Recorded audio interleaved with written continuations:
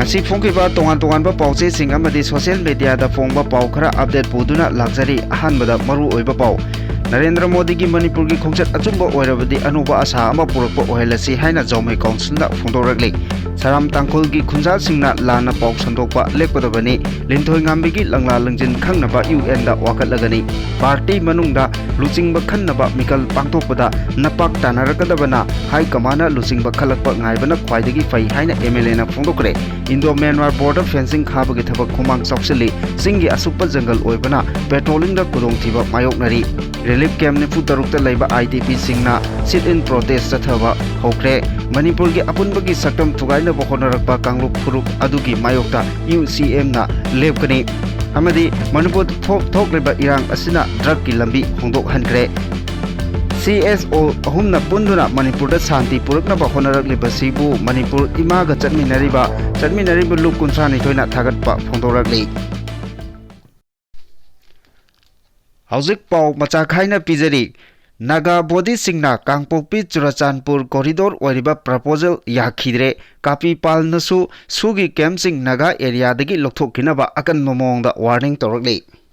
Arambai Tengol gi Lusing Purel Korongan bakhumanna mahaki Facebook account da asumna post torakli Nongmai kamnaba lan haibasi kanasu pamba nate pumnamak mafam matamna purakkiba ngaktani haina asumna post toraki Ireibak nungsiragabu mina haiba wa tagadro siba kiragabu ireibak kidamakta khutta khulai pairamgadra ireibak kidamak thoklamgadra migi wa tagadaba oiradi leibak ningoisi asumbadudang tauramsi BJP Congress I don't care asumbagi damak lepkani BJP Congress Regional Party kanano khangde asumbaduda lepkani mawa amata laude ai hatke su halo achumbadi namsinba yaroi lising tholakani Arambai Tengol gi damak amadi ireiba ki damak matam pumbada lepkani ahing matamda khangmamba matam ama yaurakani masi matamsi hek loibaga nganthorakani haibadi nongalamdai gi nganthorakpa matam aduni masi ining thongna haiba wahi amani aduna ichil inausing aikhoi warasu punna khangminnasi ireiba kini aikhoi gi matam soidana lakani aikhoi gi matam lakpa haibasi maitei aikhoi gi yaifoba numit oigani Arambai Tengol gi pilot Prince Nauna mahaki Facebook account da asumna post torakli Keduna mai fajanaba kalenda joking litlaga kuchu semduna film album khaga kumduna lejaramba IC noina logodaba thogdangdu lawraktabada yengduna leiba ngamlaktaba matamdai natra aikoina ngasi sigi pibam asida yawraklibasi aduga haujikna aikoida onsin duna mentally harassment sum tawba asidi wakhan cheran turan yam khala iko punsi si kaidorudoino khala I haina asumna nungaitana post torakhi makha tarakpada Arambai Tengol gi Lusing Purel Koronga mukhumanna mahaki Facebook account da asumna amuk post torakli makhal ni aingonda toraiba case mayamsi masi thengnabada yum ingkholga loi yonbai phibamda leire haina nungaitana post torakli Haujik amuk pauche dagi lokachaba pausing sandokna amuk pijari July thada India gi Prime Minister Narendra Modi Manipur da laktuna Churachandpur da su yorakani hairiba pau asina asumba oirabadi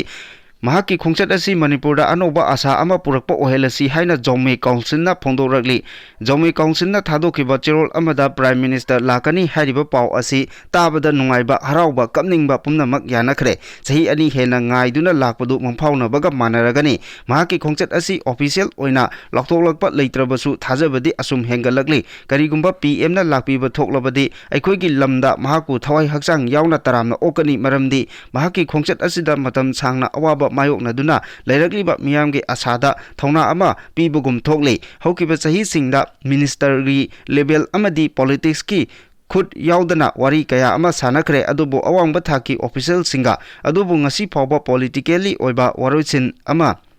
purakpa ngamdana lairagli India gi makok thongba mioi ama lakpa haibasi karigumba kharadi ahongba purakani thajai maming khaktagi lakpadi tobigano khongchat asida lawrakpa thabak aduna matam sangna awaba khangleba miyamda anoba inot ama soidana puraklagani haibagi thajaba thamli iramdam asigi miyamgi tungi yaifanaba shanti puraknaba amadi tangdu leitaba puchi ama puraknabagi damakta Jomai Council na matam pummada lengaka chatminagani haina cherol aduna palagli loinana center lengakta hainingbadi PM gi khongchat asi thajaba amuk hanjilak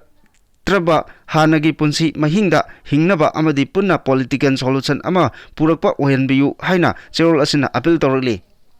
ꯍꯧꯈꯤꯕ ꯇꯥꯡ ꯑꯃ ꯂꯩꯕꯥꯛꯄꯣꯛꯄ ꯅꯨꯃꯤꯠꯀꯤ ꯑꯌꯨꯛ ꯊꯧꯕꯥꯜ ꯗꯤꯁꯇ꯭ꯔꯤꯛꯀꯤ ꯃꯅꯨꯡ ꯆꯟꯅ ꯂꯩꯔꯤꯕ ꯂꯥꯃꯩꯊꯦꯛ ꯈꯨꯜꯒꯤ ꯈꯨꯟꯖꯥꯁꯤꯡꯅ ꯁꯥꯔꯥꯝ ꯇꯥꯡꯈꯨꯜꯗ ꯆꯠꯇꯨꯅ ꯈꯨꯜ ꯑꯁꯤꯒꯤ ꯅꯤꯡꯊꯧꯒꯤ ꯌꯨꯝꯗ ꯃꯤꯐꯝ ꯑꯃ ꯄꯥꯡꯊꯣꯛꯇꯨꯅ ꯏꯆꯤꯜ ꯏꯅꯥꯎꯁꯤꯡꯒ ꯄꯨꯟꯅ ꯐꯝꯃꯤꯟꯅꯗꯨꯅ ꯂꯥꯡꯃꯩꯊꯦꯠ ꯌꯦꯔꯨꯝ ꯆꯤꯡꯗꯒꯤ ꯂꯣꯛꯆꯥꯎ ꯐꯥꯎꯕꯒꯤ ꯑꯦꯔꯤꯌꯥ ꯑꯁꯤꯗ ꯄꯥꯝ ꯇ꯭ꯔꯤ ꯊꯥꯗꯅꯕ ꯈꯪꯍꯟꯈꯤ ꯄꯥꯟꯗꯝ ꯑꯗꯨꯒꯤ ꯃꯈꯥ ꯇꯥꯅ ꯌꯥꯁꯤꯟꯅꯕ ꯄꯨꯔꯛꯅꯕꯒꯤꯗꯃꯛ ꯑꯃꯨꯛ ꯍꯟꯅ ꯐꯝꯃꯤꯟꯅꯅꯕ ꯍꯥꯏꯅꯁꯨ ꯈꯟꯅꯈꯤ ꯑꯗꯨꯕꯨ ꯌꯥꯝꯅ ꯉꯛꯂꯤꯕꯗꯤ ꯅꯨꯃꯤꯠ ꯑꯁꯤꯒꯤ ꯅꯨꯡꯊꯤꯜꯗ ꯁꯥꯔꯥꯝ ꯇꯥꯡꯈꯨꯜꯒꯤ ꯏꯆꯤꯜ ꯏꯅꯥꯎꯁꯤꯡꯅ ꯄ꯭ꯔꯦꯁ ꯃꯤꯠ ꯑꯃ ꯇꯧꯗꯨꯅ ꯂꯥꯃꯩꯊꯦꯠ ꯈꯨꯜꯕꯨ ꯂꯥꯟꯅ ꯎꯍꯟꯅꯕꯒꯤ ꯃꯑꯣꯡꯗ ꯁꯦꯝꯖꯤꯟ ꯁꯥꯖꯤꯟꯕ ꯄꯥꯎ ꯊꯦꯡꯅꯈꯤ ꯍꯥꯏꯅ ꯂꯥꯃꯩꯊꯦꯠ ꯑꯄꯨꯟꯕ ꯃꯩꯔꯥꯄꯥꯏꯕꯤ ꯂꯨꯞ ꯂꯥꯃꯩꯊꯦꯠ ꯌꯨꯠ ꯗꯤꯕꯦꯂꯞꯃꯦꯟꯠ ꯑꯦꯁꯣꯁꯤꯌꯦꯁꯟ ꯑꯃꯗꯤ ꯂꯥꯃꯩꯊꯦꯠ ꯂꯥꯏꯊꯧꯒꯜ ꯂꯨꯞꯀꯤ ꯑꯄꯨꯟꯕ ꯖꯣꯏꯟꯠ ꯁ꯭ꯇꯦꯠꯃꯦꯟꯠ ꯑꯃꯅ ꯐꯣꯡꯗꯣꯛꯂꯛꯂꯤ ꯆꯦꯔꯣꯜ ꯑꯁꯤꯅ ꯃꯈꯥ ꯇꯥꯅ ꯍꯥꯏ ꯁꯥꯔꯥꯝ ꯇꯥꯡꯈꯨꯜꯒꯤ ꯈꯨꯟꯖꯥꯁꯤꯡꯅ ꯂꯥꯡꯉꯊꯦꯜ ꯈꯨꯟꯒꯤ ꯈꯨꯟꯖꯥꯁꯤꯡꯒ ꯍꯧꯖꯤꯛꯁꯨ ꯅꯨꯡꯁꯤ ꯆꯥꯟꯅꯅ ꯂꯩꯃꯤꯟꯅꯔꯤ ꯁꯨꯞꯅꯒꯤ ꯃꯊꯛꯇ ꯄꯜꯂꯤꯕ ꯖꯒꯥ ꯑꯁꯤꯗ ꯄꯥꯝ ꯇ꯭ꯔꯤ ꯍꯥꯏꯔꯤꯕ ꯄꯥꯝꯕꯤ ꯑꯁꯤ ꯊꯥꯕ ꯈꯛꯇꯗ ꯑꯊꯤꯡꯕ ꯊꯝꯕꯅꯤ ꯁꯥꯔꯥꯝ ꯇꯥꯡꯈꯨꯜꯒꯤ ꯖꯒꯥꯗ ꯁꯥꯔꯥꯝ ꯈꯨꯜꯒꯤ ꯈꯨꯟꯖꯥꯁꯤꯡꯅ ꯄꯣꯠ ꯆꯩ ꯊꯥꯕ ꯇꯧꯅꯤꯡꯕ ꯇꯧꯕꯗ ꯂꯥꯃꯩꯊꯦꯠ ꯈꯨꯜꯒꯤ ꯈꯨꯟꯖꯥꯁꯤꯡꯅ ꯑꯌꯦꯠꯄ ꯑꯃꯗꯤ ꯌꯥꯅꯤꯡꯗꯕ ꯑꯃꯠꯇ ꯂꯩꯇꯦ ꯇꯧꯕꯇꯕꯨ ꯑꯊꯤꯡꯕ ꯄꯤꯕꯁꯨ ꯂꯩꯇ꯭ꯔꯤ ꯑꯩꯈꯣꯏꯒꯤ ꯖꯒꯥꯗ ꯑꯩꯈꯣꯏꯅ ꯄꯥꯝ ꯇ꯭ꯔꯤ ꯊꯥꯕ ꯊꯤꯡꯖꯕꯕꯨ ꯈꯨꯜ ꯑꯗꯨꯒꯤ ꯈꯨꯟꯖꯥ ꯑꯃꯅ ꯃꯤꯗꯤꯌꯥꯗ ꯃꯈꯣꯏꯒꯤ ꯊꯕꯛ ꯁꯨꯕ ꯅꯣꯝꯕꯗ ꯑꯊꯤꯡꯕ ꯄꯤꯕꯒ ꯃꯥꯟꯅꯍꯜꯂꯦ ꯃꯈꯣꯏꯕꯨ ꯆꯠꯈ꯭ꯔꯣ ꯍꯥꯏꯕꯅꯤ ꯍꯥꯏꯅ ꯐꯣꯡꯗꯣꯛꯂꯤꯕ ꯑꯁꯤ ꯌꯥꯝꯅ ꯂꯥꯏꯕꯛ ꯊꯤꯕꯅꯤ ꯄꯥꯝ ꯇ꯭ꯔꯤ ꯊꯥꯕꯅ ꯁꯥꯔꯥꯝ ꯇꯥꯡꯈꯨꯜꯒꯤ ꯈꯨꯟꯖꯥ ꯄꯨꯝꯅꯃꯛꯀꯤ ꯁꯦꯟꯃꯤꯠꯂꯣꯟ ꯐꯒꯠꯍꯟꯗꯨꯅ ꯌꯥꯏꯐ ꯅꯨꯡꯉꯥꯏꯍꯟꯒꯗꯕ ꯑꯣꯏꯔꯕꯗꯤ ꯑꯩꯈꯣꯏꯒꯤ ꯄꯥꯜꯂꯤꯕ ꯖꯒꯥꯁꯤꯡ ꯑꯁꯤ ꯅꯠꯇꯕ ꯊꯥꯖꯅꯤꯡꯕ ꯖꯒꯥꯗ ꯊꯥꯕꯤꯌꯨ ꯇꯧꯕꯇꯕꯨ ꯃꯊꯛꯇ ꯄꯜꯂꯤꯕ ꯖꯒꯥ ꯑꯁꯤꯅ ꯀꯣꯜꯂꯤꯕ ꯃꯐꯝꯁꯤꯡꯗꯗꯤ ꯑꯊꯤꯡꯕ ꯑꯁꯤ ꯊꯝꯕꯅꯤ ꯑꯊꯤꯡꯕ ꯑꯁꯤ ꯍꯣꯡꯗꯣꯛꯄꯁꯨ ꯂꯩꯔꯣꯏ ꯃꯍꯩꯔꯣꯜꯗꯒꯤ ꯂꯣꯛꯆꯥꯎ ꯐꯥꯎꯕꯒꯤ ꯖꯒꯥ ꯑꯁꯤ ꯈꯨꯡꯒꯪ ꯑꯁꯤꯒꯤ ꯏꯄꯥ ꯏꯄꯨꯁꯤꯡꯅ ꯉꯥꯛ ꯁꯦꯟꯗꯨꯅ ꯊꯝꯂꯛꯄ ꯃꯐꯝꯅꯤ ꯂꯣꯛꯆꯥꯎ ꯍꯥꯏꯔꯤꯕ ꯃꯐꯝ ꯑꯁꯤꯗ ꯏꯄꯥ ꯏꯄꯨ ꯂꯥꯏ ꯍꯥꯛꯇꯛꯇꯒꯤ ꯂꯥꯏꯒꯤ ꯈꯨꯕꯝ ꯑꯣꯏꯅ ꯆꯍꯤ ꯈꯨꯗꯤꯡꯒꯤ ꯊꯋꯥꯟ ꯊꯥ ꯇꯥꯎꯊꯐꯝ ꯑꯣꯏꯅ ꯏꯁꯣꯔꯒꯤ ꯊꯧꯔꯝ ꯄꯥꯡꯊꯣꯛꯇꯨꯅ ꯂꯥꯛꯂꯤ ꯃꯐꯝ ꯑꯁꯤꯗ ꯁꯥꯔꯥꯝꯒꯤ ꯖꯒꯥꯅꯤ ꯍꯥꯏꯕꯁꯤ ꯂꯥꯃꯩꯊꯦꯠꯀꯤ प्रजाꯁꯤꯡꯅ ꯌꯥꯕ ꯉꯝꯂꯣꯏ ꯐꯝꯃꯤꯟꯅꯔꯒ ꯁꯣꯂꯨꯁꯟ ꯄꯨꯔꯛꯄ ꯍꯥꯏꯕꯁꯤꯗ ꯍꯧꯖꯤꯛꯁꯨ ꯑꯗꯨꯃꯛ ꯂꯦꯞꯂꯤ ꯑꯗꯨꯕꯨ ꯑꯔꯥꯟꯕ ꯄꯥꯎ ꯁꯟꯗꯣꯛꯇꯨꯅ ꯃꯤꯌꯥꯝꯕꯨ ꯂꯥꯟꯅ ꯎꯈꯤꯒꯗꯕ ꯑꯗꯨꯒꯤꯗꯃꯛ ꯃꯤꯗꯤꯌꯥꯗ ꯁꯦꯡꯗꯣꯛꯄꯅꯤ ꯃꯈꯥ ꯇꯥꯅ ꯑꯋꯥꯏ ꯑꯈꯨꯝ ꯇꯧꯕ ꯄꯥꯝꯗꯦ ꯍꯥꯏꯔꯛꯂꯤ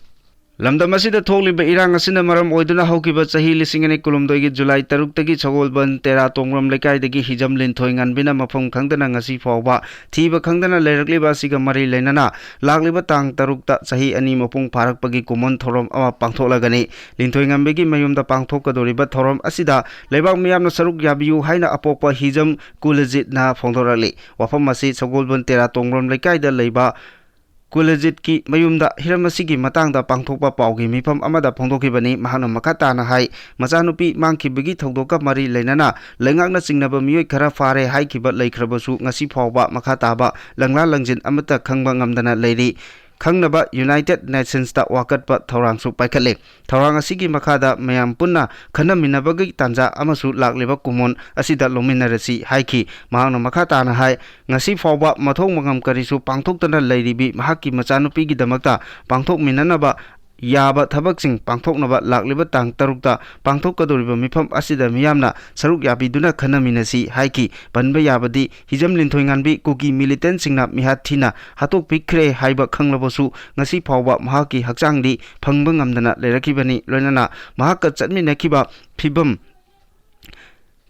ꯍꯦꯃꯥꯟꯖꯤꯠꯀꯤ ꯑꯣꯏꯅꯗꯤ ꯍꯛꯆꯥꯡ ꯐꯪꯗ꯭ꯔꯕꯁꯨ ꯄꯪꯒꯣꯡꯅ ꯃꯍꯨꯠ ꯁꯤꯟꯗꯨꯅ ꯑꯔꯣꯏꯕ ꯃꯊꯧ ꯃꯉꯝ ꯄꯥꯡꯊꯣꯛꯈꯤꯕ ꯂꯩꯈ꯭ꯔꯦ ꯄꯥꯔꯇꯤ ꯃꯅꯨꯡꯗ ꯂꯨꯆꯤꯡꯕ ꯈꯟꯅꯕ ꯃꯤꯈꯜ ꯄꯥꯡꯊꯣꯛꯄꯗ ꯅꯄꯥꯛ ꯇꯥꯟꯅꯔꯛꯀꯗꯕꯅ ꯍꯥꯏꯀꯃꯥꯟꯅ ꯂꯨꯆꯤꯡꯕ ꯈꯜꯂꯛꯄ ꯉꯥꯏꯕꯅ ꯈ꯭ꯋꯥꯏꯗꯒꯤ ꯍꯦꯟꯅ ꯐꯩ ꯍꯥꯏꯅ ꯂꯝꯂꯥꯏ ꯀꯦꯟꯗ꯭ꯔꯒꯤ MLA KH ꯏꯕꯣꯝꯆꯥꯅ ꯐꯣꯡꯗꯣꯛꯈ꯭ꯔꯦ ꯕꯤꯖꯦꯄꯤ ꯂꯝꯂꯥꯏ ꯃꯟꯗꯟꯅ ꯁꯤꯟꯗꯨꯅ ꯂꯝꯂꯥꯏ ꯀꯦꯟꯗ꯭ꯔꯒꯤ ꯃꯅꯨꯡ ꯆꯟꯕ ꯇꯦꯂꯧꯗ ꯂꯩꯕ ꯆꯥꯅꯨꯡꯈꯣꯛ ꯆꯤꯡꯗꯨꯝꯗ ꯚꯦꯟ ꯃꯍꯥꯆꯞꯀ ꯃꯔꯤ ꯂꯩꯅꯅ ꯎ ꯊꯥꯕꯒꯤ ꯊꯧꯔꯝꯗ ꯀꯔꯝꯕ ꯃꯇꯝꯗ ꯕꯤꯖꯦꯄꯤꯒꯤ ꯂꯨꯆꯤꯡꯕ ꯈꯟꯗꯨꯅ ꯁꯔꯀꯥꯔ ꯁꯦꯝꯒꯗꯒꯦ ꯍꯥꯏꯅ ꯍꯪꯕ ꯑꯃꯒꯤ ꯋꯥꯍꯪ ꯄꯥꯎꯈꯨꯝꯗ ꯃꯍꯥꯛꯅ ꯃꯈꯥ ꯇꯥꯅ ꯍꯥꯏ ꯍꯧꯈꯤꯕ ꯆꯍꯤ 2019ꯒꯤ ꯃꯦ 3ꯗꯒꯤ ꯆꯠꯊꯔꯛꯈꯤꯕ ꯂꯥꯜ ꯑꯁꯤ ꯂꯣꯏꯁꯤꯟꯅꯕ ꯁꯦꯟꯇꯔꯅ ꯂꯧꯈꯠꯂꯛꯂꯤꯕ ꯊꯕꯛ ꯊꯧꯔꯝꯁꯤꯡ ꯑꯁꯤꯗ ꯂꯨꯞ ꯀꯌꯥꯅ ꯑꯃꯠꯇ ꯑꯣꯏꯅ ꯄꯨꯟꯁꯤꯟꯗꯨꯅ ꯊꯕꯛ ꯇꯧꯔꯛꯄꯁꯤ ꯑꯆꯧꯕ ꯈꯣꯡꯐꯝ ꯑꯃ ꯂꯧꯔꯛꯄꯅꯤ ꯂꯨꯞꯁꯤꯡ ꯄꯨꯟꯅ ꯊꯕꯛ ꯇꯧꯃꯤꯟꯅꯔꯤꯉꯩꯗ ꯂꯥꯜ ꯑꯁꯤꯒꯤ ꯋꯥꯔꯣꯜꯁꯤꯟ ꯄꯨꯔꯛꯇꯨꯅ ꯃꯍꯧꯁꯥꯒꯤ ꯄꯨꯟꯁꯤꯗ ꯍꯟꯖꯤꯟꯗꯨꯅ ꯑꯩꯈꯣꯏ ꯄꯨꯟꯅ ꯂꯩꯃꯤꯟꯅꯕ ꯆꯪꯏ ꯃꯤꯌꯥꯝꯅꯁꯨ ꯑꯆꯧꯕ ꯊꯧꯗꯥꯡ ꯂꯧꯕꯒꯤ ꯃꯊꯛꯇ MLA ꯁꯤꯡꯅꯁꯨ ꯃꯥꯅ ꯉꯝꯕ ꯊꯧꯗꯥꯡꯁꯤꯡ ꯂꯧꯐꯝ ꯊꯣꯛꯏ ꯇꯪꯗꯨ ꯂꯩꯇꯥꯕ ꯃꯍꯧꯁꯥꯒꯤ ꯄꯨꯟꯁꯤꯗ ꯍꯟꯖꯤꯜꯂꯛꯂꯕ ꯃꯇꯝꯗ ꯃꯤꯌꯥꯝꯒꯤ ꯂꯩꯉꯥꯛ ꯁꯣꯏꯗꯅ ꯂꯥꯛꯀꯅꯤ ꯌꯥꯔꯒꯗꯤ ꯍꯧꯖꯤꯛ ꯂꯩꯔꯤꯕ PR ꯑꯁꯤ सांगदोक्त्रिङैदा लेङाक सेमहोनबा होनासी बीजेपी की MLA सिंह हौजिंगमकी ओइना यामना नुंगाइना लैरी बीजेपी की MLA सिंह की मरक्ता लुचिंगबा खन्नबा मिखल पांगथोकबा मतमदा लुचिंगबा ओइहौनबा होनरकपदा नपाक तानरकदबा कया लैबना हाई कमाना खलकपा लुचिंगबा अदु पुन्ना सगोमिननबा थौरांग तौदुना लै हाइना फोंदोरकली इंडिया की नॉर्थ ईस्ट स्टेट असी बांग्लादेश चाइना अमदी म्यांमार गा लोनबा बॉर्डर स्टेट ओइबना स्टेट की माइकैदगी नॉर्थ ईस्ट स्टेट सिंह असिदा सेंटर की माइकैदगी सिक्योरिटी अमसुंग तंग ताबा फिबम अमा लैहनबा अंगम थाकता होनरी नॉर्थ ईस्ट की बॉर्डर की जगह सिंह असी जियोग्राफिकल ओइना यामना खुदोंग थिनिंगाई ओइबा अमसु ओइरे अदुबु असम राइफल्स की माइकैदगी बॉर्डर की जगह सिंह असी सिक्योर ओइनबा अचौबा थौदांग लौरी हाइना असम राइफल्स की DG लेफ्टिनेंट जनरल विकास लेखेराना फोंदोकरे माना मखाताना हाइकिबदा असम राइफल्स ना नॉर्थ ईस्ट रीजन दा शांति थमनबा अंगम थाकता होनरी म्यांमार गा लोनरिबा मणिपुर यावना नॉर्थ ईस्ट की स्टेट सिंह असी की बॉर्डर की एरिया सिंह मपुंग फाना ngak senaba honabada kudong chadaba kaya amadi mayoknari Myanmar dagi Rohingya refugees Singh लेबाक असिदा आइन काइना चंगसिलकपा असि लेबाकी ओइना यामना मरु ओइबा इशू अमा ओइरी इशू असिगी मतांगदा सेंट्रल गवर्नमेंट अमसुंग ओपोजिशन पार्टी की मरक्ता यामना कन्ना अवाई अकुम तौनरिबा अमनी इंडो म्यांमार बॉर्डर की सरुक असी असुप्पा जंगल सिंह की सरुक सिंह ओइबना मसीदा नतना सिंह की सरुक कया लैबना असम राइफल्स की कांगबुना बॉर्डर एरिया दा पेट्रोलिंग चटपदा अवाबा अमसुंग खुदोंग चादबा कया मायोकनै अदुबु असम राइफल्स की माइकैदगी बॉर्डर की एरिया असी मपुंग फाना सेक्योर ओइनबा अयुक नुंथिल नुमिदांग खाक्तना अंगम थाकता होनरी इंडो म्यांमार बॉर्डर फेंसिंग की थबक असिसु यामना कन्ना चथरी मसी मरु ओइना म्यांमार दगी आइन काइना मिटोप सिंह ड्रग यावना मरु ओइबा पोलम कया पुसिलकपा थिंगनबनी बॉर्डर फेंसिंग खाबगी थबक असी बॉर्डर दा लैरिबा मियोय सिंह अनि थोकना खाइदोकनबगी वाफम नते मसीदी सिक्योरिटी की थबक असी हेना कंखनबगी दमक्तने चुराचानपुर अमसुंग चांदेल की जगह सिंहदसु बॉर्डर फेंसिंग खाबगी थबक असी यामना कन्ना चथरी हारी मणिपुर हौजी हौजी ओइरिबा फिल्म असिगी मतांगदा असम राइफल्स की DG असिना हाइकिबदा स्टेट असिदा कुकीजो अमदी मैतै कम्युनिटी अनि की मरक्ता लैरिबा उंखनबा असी लोइसिनबा सेंटर की माइकैदगिसु कांगलोप अनि की मियोइसिंग उनदुना वारी वाताई साबगी थबक कन्ना चथरी असिगिसु मथक्ता असम राइफल्स की माइकैदगी शांति थमनबा कन्ना होनरी इरांग असि होगलकपदा लैरंबा हिंसा की थौदोकसिंग अदु हौजिंगना तमना हंथरकले हाइना असुमना फोंदोरकले इंग लिसिंग अनि कुलुमदोगी मे अहुमदगी हौना मणिपुरदा थोकलिबा इरांग असिना मरम ओइदुना मसागी मयुम मकै तुमना मई थादोक पीखिबदगी लांजेनरक्तुना मणिपुर की तोंगान मफम कयादा हांगलिबा रिलीफ कैंप सिंगदा चंगजफम लौदुना लैरिबा IDP सिंगी फंगफम थोकपा चाकथुंग फंगद्रि फावबा रिलीफ कैंप सिंगी मियोय सिंगना प्रोटेस्ट चथबा हौग्रे प्रोटेस्ट असिबु रिलीफ कैंप हांगलिबा कमिटी सिंगना अथिंगबा पिबिगनु गवर्नरना मखोयगी डिमांड थबकता ओंदोक्त्रिबा फावबा खोंफम हल्लोय हाइना CMCC की को कन्वेनर निंथौजम नबना फोंदोरले वाफम असि Meitei society Churachandpur Meitei youth organisation Churachandpur Meitei ethnic clash victim community नुपी समाज चुराचानपुर अमदी इमा लेमरेल चुराचानपुर हारिबा लुप मंगागी अपुनबा ओइरिबा CMUC की थौपुरिबा सिंगना नंगरांग अयुक पुंग 10 मिनिट 45 चटपा मतमदा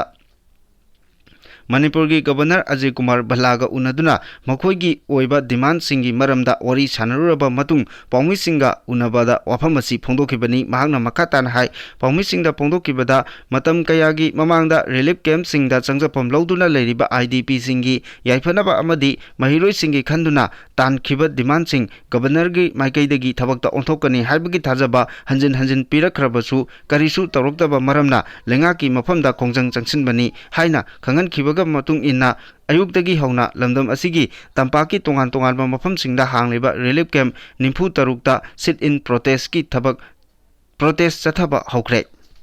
लमदम असिदा खुंदामिनरिबा फुरुप सिंगना मसा खकी खंदुना थबक तौरक्लबदी मदु कैदोंगैदा मंगफाउनारोय माइ पाकपसु ngамलोय इंडिया गवर्नमेंट ना तांकक कयादा मणिपुर की अपुनबगी सकम थुगाइनबा होनबदा कांगलो फुरुप अमदा अमुक इंसिन अमदा अमुक सिंगसेप थादुना मणिपुरबु मचे ताना थुगाइनबा होनरिबा थबक असिसु लेप लैतना मखा ताना अदुमक चथरगली हाइना यूनाइटेड कमिटी मणिपुर UCM के प्रेसिडेंट YK धिरेना फोंदोखरे वफम असि UCM साफोंखिबा सही कुनमंगा मपुंग फारकपगी सिल्वर जुबली सेलिब्रेशन का मरी लेनना लंफेल सुपरमार्केट लेबा तांथा पुलिस हॉल पांथोकिबा 25रक सुबा फाउंडेशन डे थौरमगा मरी लेनना वांगालदुना वाईके दिरेना फोंदोकिबने फाउंडेशन डे की थौरम अदु यूपीएफ की प्रेसिडेंट नोंथोंबम रूपचंद्र इब्सा की प्रेसिडेंट माइबम विशेषोर निपको की प्रेसिडेंट ओइनाम प्रेमजित पांदम की प्रेसिडेंट युमनामचा दिलीप कुमार अकोमलुप की कंगलेपाल प्रेसिडेंट सोराइसम संजीत कंगलामई की प्रेसिडेंट वाई लैरिक लेमा अमदी अकिल की प्रेसिडेंट लौरेंबम गानबिना अखन्नबा मिथुंगलेनसिंग ओइना सरुक याखिबगा लोइनाना जून 14 की थौदोकता लैकिद्रबा अमदी मणिपुरदा हौजिक ओइरिबा लिसिंग अनि कुलुमदोई मे 3 दगी हौदुना ngasi फावबो चथरगलिबा इरांग असिदा मरिबाक मजाति अमदी मफरुप कंजनबा होनबदा थवाइना पोंथा पिख्रबा अथौबा अथौबी सिंगी मफमदा इकाई खुमनबा उतुना मिनिट अमा तुमिना लेप्तुना अवांगबा थाकता अवाबा फोंदोकरे लोइनाना 25रक सुबा फाउंडेशन डे अदुगा मरी लेनना मैगजीन अमसु फोंखि मणिपुर थोलिब कांगलुप की इरांग असिना मरम ओइरगा मयाई काबा चिंजाक सिंह पुथोक पुचिन तौबगी लंबी होंदोखरे हाइना असम राइफल्स की डायरेक्टर जनरल विकास लेखेराना पाउमिसिंग फोंदोखरे अवांग नोंपोक लमदमदा असम राइफल्स ना ड्रग थिंगनबो होनबदा मांगजिल थादुना लागली हाइना पल्लदुना महांगना मखाताना हाइ मणिपुर पाक चन्ना चथकिबा ड्रग फागटपगी ऑपरेशन दा चौराकना माई पाकप ngamle युमलो नरिबा मिजोराम दसु मयाई काबा पोलम कया फागटप ngamle amadi था अमगी मनुंगदा मणिपुर खक्तदा लुपा करोड़ 100 रोमगी ड्रग फागटप ngamle प्रेसिडेंट रूल की लेंगांगना लौकिब वारेक की मतुंग इना लबुकता थबक सुरिबा लोंगमीसिंगदा अकाई अतोई थोवंदबगी थबक पुमनमक मणिपुर पुलिस दा सिनखरे मसिगा इलोइनाना मणिपुर पुलिस की पर्सनेल सिंगसु खुदोंथीबा थोरकपा याबा मफमसिंगदा थंबा हौख्रे लौ पंथा मनुंगदा लोंगमीसिंग खुदोंथीबा नंगदनबगी पांडमदा सिक्योरिटी एडवाइजर चीफ सेक्रेटरी अमदी मणिपुर की डायरेक्टर जनरल ऑफ पुलिस का लोइनाना जून 19 दा अखन्नब मिफम अमा पांथोक्तुना हिरम असिगी मतांगदा कुमना खनकी ख्वाइरंबन हेडक्वार्टर्स दा सिक्योरिटी एडवाइजर ना मयाई तांगबल लौदुना पांथोकिबा मिफम अदुदा सिक्योरिटी फोर्स पुनमकी मकोक थोंबा लुचिंगबा सिंग सरुक याखी लौ था मनुंगदा पाइखटलिबा सिक्योरिटी अरेंजमेंट की मतंगदा मिफम अदुना कुमना खनखिबगा लोइनाना बिष्णुपुर डिस्ट्रिक्ट की फुबालादा थोकिबा थौदोक अदुगी अमुक हन्ना थोहंदनबगी मतंगदा लोखमसिंगदा कुदोंतिबा थौदोक थोहंदबगी मतंगदा मणिपुर पुलिस की पर्सनेल सिंग अमसुंग तंपाकी कुदोंथीना थोलकपा याबा मफमसिंगदा चिंगनबा मफमसिंगदा ngak senki haina फोंदोकरे मणिपुर पुलिस पर्सनेल सिंगना सिक्योरिटी फोर्स प्रोसेस की मतेंग पांगलगा लबुकता थबक सुरिबा लोमी सिंग खुदोंथीबा थोहंदनबा होनरगनी खुदकता लोमी अमना मसागे लोकफमदा लोक सुरिङैदा नोंमै कापसिलकपदगी असोक अपन नंकिबा बिष्णुपुर डिस्ट्रिक्ट की फुबालादा अकन्नबा सेंट्रल सिक्योरिटी फोर्स की पर्सनेल सिंग थमदुना अकन्बा सेक्शन तौरांग सिंग लोकल्ले मणिपुर पुलिस के हेडक्वार्टर दगी तोंगान तोंगानबा डिस्ट्रिक्ट सुपरिटेंडेंट ऑफ पुलिस दा अकन्नबा चिरोल थादुना लो उबगी थबक थौरमदा अपनबा अमता थोहंदनबा थौरांग लोखटपगी वाफम खंगनख्रे हाइरी मणिपुर पुलिस हेडक्वार्टर्स तगी थाकिबा चिरोल अमगी मतुंग इन्ना खुदोंतिबा थोलकपा याबा मफमसिंग मयेक सेंगना खंगदोकलगा अहेनबा सिक्योरिटी फोर्सिंग थाजिनबा थौरांग लोखटपगी वाफमसु यावरी अमरोमदा लौ सिंगोबगी मथकदा अपनबा पिरकपा याई हाइना सिंगनबा मफमसिंगदा पाकसन्ना कॉम्बिंग ऑपरेशन चथबसु हौख्रे मणिपुर की राजभवन दा मणिपुर की गवर्नर A.K. भलाना तोंगान तोंगान मिफम पांथोकपगा लोइनाना तोंगान तोंगान डिपार्टमेंट कयाना लमदम असिदा पाइखटलिबा चौखट थौरांगसिंग रिव्यू मीटिंग पांथोकरे पांथोकिबा मीटिंग अदुगी मनुंगदा veterinary and animal husbandry services transport अमदी हेल्थ सर्विस की मखादा लेबा डायरेक्टरेट ऑफ आयुष की मतांगदा यावकी मिफम अदुगी मनुंग चन्ना तोंगान तोंगानबा सेशन दा डिपार्टमेंट सिंगी एडमिनिस्ट्रेटिव सेक्रेटरी सिंग हौजी हौजी पाइखटलिबा थबक सिंगी मतांगदा गवर्नर दा मरिक जुम्बा पाउदम थमखी मदुगी मनुंग चन्ना वेटरनरी एंड एनिमल हस्बेंडरी की सेक्रेटरी ना मणिपुर की अमता ngairaba सगोल पोनी असी योखटनबगी मतांगदा पुखटपा पाइखटपा थबक थौरम सिंग गवर्नर दा मरिक जुम्ना पाउदमखी अरोइबा पाउदा मिपाल थांगदना हिंगनबा होनबदा येलोमी की माउ कैथेलना खुदम ओहेलसी लमदम असिगी सेनवेलोन हिंगन हनबा अखोय मसेगी मरकता अमना अमा सौगतनबा मथौ ताई हाइना माउ इम्फाल मार्केट कोऑर्डिनेशन कमिटी की कन्वेनर सु ओइरिबा खुराइजम अथौबना फोंदोखरे माउ इम्फाल मार्केट कोऑर्डिनेशन कमिटी न सिंदुना इम्फाल वेस्ट डिस्ट्रिक्ट की कबो लेकाई नुंगचुपता लेबा माउ मार्केट पांथोकिबा माउ कैथेल हौदोकिबा चही 10 मपुंग फारकपगी थौरमदा वाफम असी महाकना फोंदोकिबने महाकना हाई मणिपुर की पुवारी की सरुक अमा ओइगदोरिबा माउ कैथेल असी हिंगनहनबा अखोय पुमनमगना थौदांग लोंमिनरसी मिपाल तांगदना इसागी पोथोक्तना निंगतमना हिंगनबा होनबदा येलोंगमी सिंगी माउ कैथेल असी खुदम ओहेलसी लमदम असी की सेटमेट लोन चौखटनबा होनबदा ꯈꯨꯟꯗꯥꯃꯤꯟꯅꯔꯤꯕ ꯌꯦꯜꯂꯣ ꯐꯨꯔꯨꯞꯁꯤꯡꯒꯤ ꯃꯔꯛꯇ ꯑꯃꯅ ꯑꯃ ꯁꯧꯒꯠꯅꯕ ꯃꯊꯧ ꯇꯥꯏ ꯃꯥꯎꯒꯤ ꯃꯤꯌꯥꯝꯅ ꯄꯣꯠꯊꯣꯛ ꯋꯥꯠꯇꯅ ꯄꯨꯊꯣꯛꯄꯤꯌꯨ ꯏꯝꯐꯥꯜꯗ ꯂꯩꯔꯤꯕ ꯃꯤꯌꯥꯝ ꯃꯥꯎꯒꯤ ꯄꯣꯠꯊꯣꯛꯁꯤꯡ ꯂꯩꯕꯤꯗꯨꯅ ꯀꯩꯊꯦꯜ ꯑꯁꯤ ꯍꯤꯡꯍꯟꯕꯗ ꯑꯉꯝꯕ ꯃꯇꯦꯡ ꯂꯧꯃꯤꯟꯅꯁꯤ ꯏꯝꯐꯥꯜꯗ ꯍꯧꯖꯤꯛ ꯂꯩꯔꯤꯕ ꯃꯥꯎ ꯀꯩꯊꯦꯜ ꯑꯁꯤ ꯑꯣꯏꯔꯛꯅꯕ ꯍꯣꯠꯅꯕꯗ ꯃꯥꯎ ꯌꯨꯅꯤꯌꯟ ꯏꯝꯐꯥꯜꯒꯤ ꯑꯣꯐꯤꯁꯇ ꯏꯝꯐꯥꯜꯒꯤ ꯂꯩꯔꯤꯕ ꯇꯣꯉꯥꯟ ꯇꯣꯉꯥꯟꯕ ꯂꯨꯞꯁꯤꯡꯒ ꯃꯤꯐꯝ ꯄꯥꯡꯊꯣꯛꯈꯤ ꯃꯥꯎꯒꯤ ꯏꯆꯤꯟ ꯏꯅꯥꯎ ꯑꯃꯗꯤ ꯃꯥꯎ ꯃꯤꯌꯥꯝꯅ ꯄꯨꯊꯣꯔꯛꯂꯤꯕ ꯄꯣꯠꯊꯣꯛꯁꯤꯡ ꯑꯁꯤ ꯃꯥꯡꯍꯟꯕ ꯏꯝꯐꯥꯜꯗ ꯃꯈꯣꯏꯒꯤ ꯑꯣꯏꯕ ꯀꯩꯊꯦꯜ ꯑꯃ ꯃꯥꯡꯍꯟꯗꯅꯕ ꯃꯈꯣꯏꯒꯤ ꯑꯣꯏꯕ ꯀꯩꯊꯦꯜ ꯑꯃ ꯄꯤꯅꯕ ꯍꯥꯏꯗꯨꯅ ꯂꯨꯞꯁꯤꯡ ꯑꯃꯗꯤ ꯃꯥꯎ ꯌꯨꯅꯤꯌꯟꯅ ꯀꯨꯞꯅ ꯈꯟꯅꯗꯨꯅ ꯐꯤꯔꯦꯞ ꯂꯧꯔꯛꯈꯤꯕꯅꯤ ꯃꯥꯎ ꯀꯩꯊꯦꯜ ꯑꯁꯤ ꯏꯍꯥꯟ ꯍꯥꯟꯕ ꯑꯣꯏꯅ ꯅꯥꯒꯥꯃꯄꯥꯜꯒꯤ ꯅꯥꯒꯥ ꯇꯨꯔꯦꯜ ꯃꯊꯛꯇ ꯀꯨꯝꯖꯥ 2015ꯒꯤ ꯖꯨꯂꯥꯏ 18ꯗ ꯍꯥꯡꯗꯣꯛꯄ ꯍꯧꯈꯤ ꯃꯇꯝ ꯑꯗꯨꯗ ꯃꯥꯎꯒꯤ ꯃꯔꯝꯗꯁꯨ ꯏꯝꯐꯥꯜꯗ ꯂꯥꯛꯂꯒ ꯄꯣꯠ ꯁꯤꯠꯂꯣꯏꯗ꯭ꯔꯥ ꯍꯥꯏꯕꯒꯤ ꯑꯀꯤꯕ ꯋꯥꯈꯜꯂꯣꯟ ꯀꯌꯥ ꯂꯩꯔꯝꯕꯒꯤ ꯃꯃꯤ ꯇꯥꯈꯤ ꯃꯥꯎ ꯀꯩꯊꯦꯜꯒꯤ ꯂꯩꯔꯤꯕ ꯒꯣꯗꯥꯎꯟ ꯑꯃꯗꯤ ꯀꯤꯌꯔ ꯇꯦꯀꯔꯒꯤ ꯂꯩꯐꯝ ꯁꯦꯝꯂꯤꯕ ꯑꯁꯤ ꯃꯇꯤꯛ ꯆꯥꯅ ꯁꯦꯝꯖꯤꯟꯕ ꯉꯝꯗꯕꯅ ꯈꯨꯗꯣꯡꯆꯥꯗꯕ ꯀꯌా ꯃꯥꯌꯣꯛꯅꯈꯤ ꯃꯥꯎꯗꯒꯤ ꯀꯩꯊꯦꯜ ꯐꯥꯎꯕ ꯂꯥꯛꯂꯤꯕ ꯃꯤꯌꯥꯝꯅ ꯍꯟꯕꯗ ꯐꯔꯛ ꯇꯥꯕ ꯌꯥꯎꯔꯕꯁꯨ ꯂꯩꯕ ꯌꯥꯕ ꯃꯐꯝ ꯑꯃ ꯌꯥꯎꯅ ꯒꯣꯗꯥꯎꯟ ꯑꯁꯤ ꯁꯦꯃꯤ ꯄꯀꯥ ꯑꯣꯏꯅ ꯃꯇꯤꯛ ꯆꯥꯅ ꯁꯦꯝꯖꯤꯟꯅꯕ ꯀꯃꯤꯇꯤꯅ ꯈꯟꯅꯕꯁꯨ ꯂꯩꯔꯦ ꯃꯔꯤ ꯂꯩꯅꯕꯁꯤꯡꯅꯁꯨ ꯃꯁꯤ ꯑꯣꯏꯊꯣꯛꯅꯕ ꯍꯣꯠꯅꯕꯗ ꯃꯇꯦꯡ ꯄꯥꯡꯕꯤꯌꯨ ꯍꯥꯏꯅ ꯑꯄꯤꯜ ꯇꯧꯔꯛꯂꯤ